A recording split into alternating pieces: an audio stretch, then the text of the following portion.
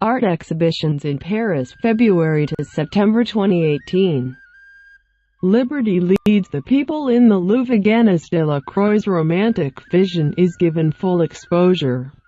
Another ultra-famous work, Guernica, is subject to a background check at the Picasso Museum. The Revolutionary-era Russian avant-garde marches on at the Pompidou, and there are Van Gogh, Mondrian, Kupka, Pollock, Tintoretto and Corot on show in art shows in Paris this spring and summer. Delacroix, the 28th of March to the 23rd of July, the Louvre. Eugene Delacroix's Liberty leading the people, painted after the July Revolution that toppled the resuscitated French monarchy in 1830. Epitomizes the marriage of revolution and nationalism in the French consciousness and has been continuously recycled for political and commercial purposes. The Louvre presents 180 examples of his romanticism on steroids, massacres in Greece, savage beasts rampant, Orientalist fantasies of harems and hashish-crazed fanatics, along with the mysterious religious paintings and landscapes of his later years. It promises to reveal an engaging character who was curious, critical, and cultivated, and, apparently, a bit of a fame junkie. Also at the Louvre, France viewed from the Grand Siècle. Descens d'Israël Sylvestre, 1621–1691, the 15th of March to the 25th of June. Views of cities and chateaux when the French monarchy was at the height of its glory by a 17th-century artist born in the eastern city of Nancy. Guernica, the 27th of March to the 29th of July, Musée Picasso. Possibly history's best-known image of war, Picasso's Guernica has been adapted, adopted, copied and commented on thousands of times. A black-and-white cry of protest, it was painted in 1937 after German planes supporting the fascist rebellion of General Francisco Franco bombed the Basque town whose name it bears.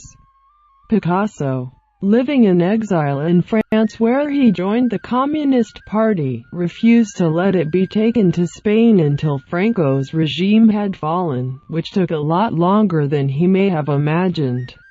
Now it's in Madrid's Reina Sofia Museum, which has sent preparatory sketches and related works to Paris's own Picasso Museum for what promises to be a fascinating show, which will look at the painting's birth, its travels and the politics of its creator.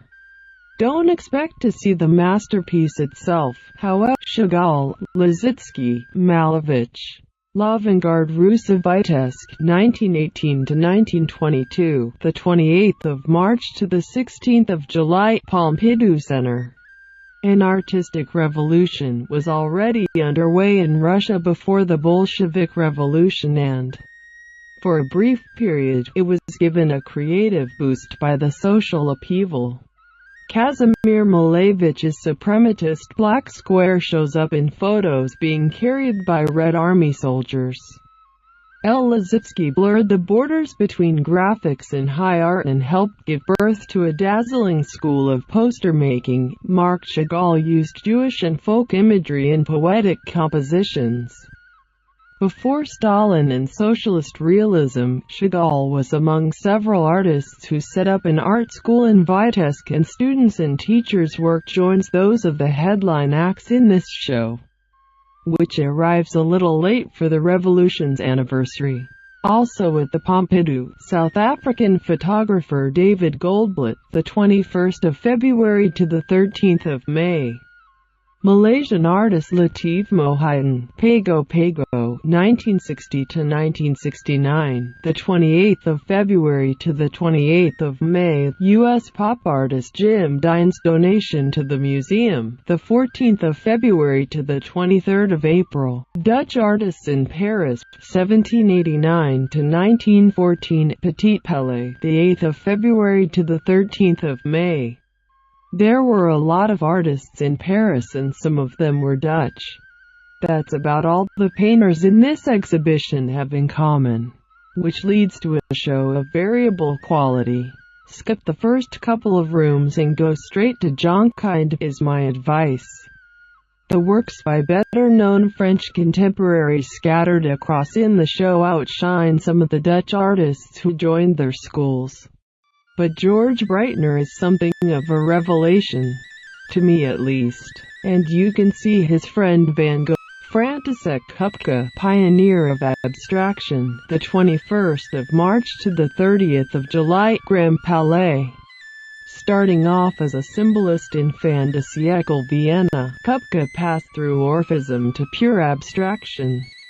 He moved to Paris in 1894, where he presumably found the metaphorical vie de bohème, although he was, in fact, a literal bohemian, having been born in Opokno, in what is now the Czech Republic. If you're into color, you'll like Kupka's stained glass-like compositions. The organizers promise a new approach to symbolism and abstraction. Also at the Grand Palais, Artists and Robots, the 5th of April to the 9th of July. You may be feeling insecure about artificial intelligence abolishing your job, but what about artists? Could there be such a thing as artificial creativity? This show for the digital age looks at machines that make art, at this stage at least, created by artists. Young Tintoretto, Musée du Luxembourg, the 7th of March to the 1st of July. The Venetian Renaissance master would have been 500 years old this year, and the museum in the Luxembourg Gardens looks at the first 15 years of his career. As he rose from humble beginnings, the eldest of 21 children of a dyer, as his nickname never let him forget, to carve himself out a place in art history. Religious and profane paintings, portraits, drawings, all show the diversity of the genius's work, the organizers tell us. The Water Lilies, American abstract painting in the last Monet, Musée de l'Orangerie, the 13th of April to the 20th of August. It's not difficult to see the connection between Monet's revered late paintings and post-World War II U.S. abstract painters. Although his poetic calm is more like the work of Sam Francis, Mark Rothko or Ellsworth Kelly than hellraisers like Jackson Pollock or Philip Guston, they're all in the show. The Monet works are in permanent residence at the Orangerie in a homage to Kelly, who died in 2015, is to be hung on the way into the room where they are exhibited. Paintings from Afar, the 30th of January to the 6th of January 2019, Musée du Quai Branly. Paris's Museum of Non-European Art has some 500 paintings stashed in its vaults, who knew? And is fetching 200 out for the public's perusal. They don't really seem to fit the museum's brief, since they are by European artists recording their encounter with the other, Gauguin and Matisse in Tahiti, Emile Bernard in Cairo, George Catlin portraying Native Americans. The blurb notes the temptation of exoticism and the dreams of a luxurious Eastern world, but says the lads